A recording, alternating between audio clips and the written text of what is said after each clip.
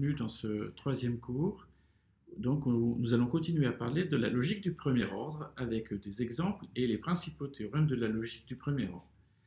Donc, ce que je vais faire dans un premier temps, c'est, et j'en ai besoin pour tout ce cours, c'est supposer que vous avez bien passé du temps à comprendre les différentes définitions de la logique du premier ordre et les différents concepts.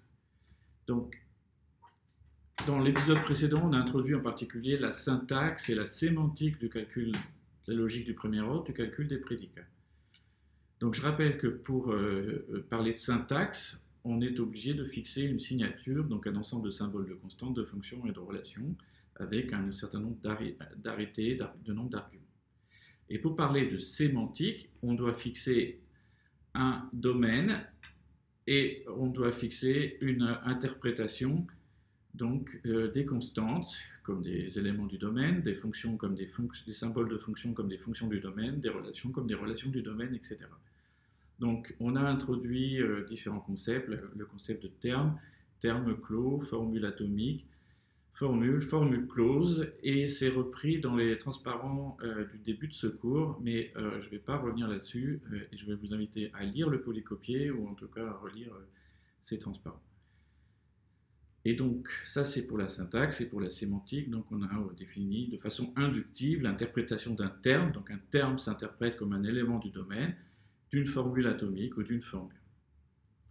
Donc, je n'en dirai pas plus. Et vous avez des exemples dans ces transparents, des exemples de termes. En fait, je reprends des exemples parfois des transparents d'avant, des exemples de formules.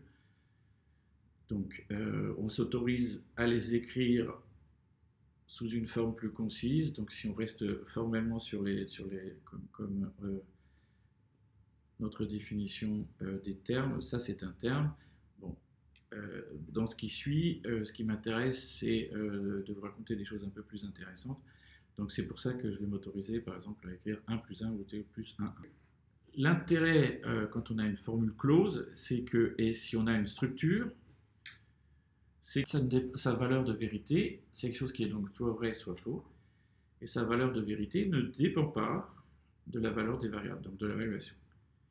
Donc on utilise ce symbole qui veut dire que la formule f est vraie dans la structure M.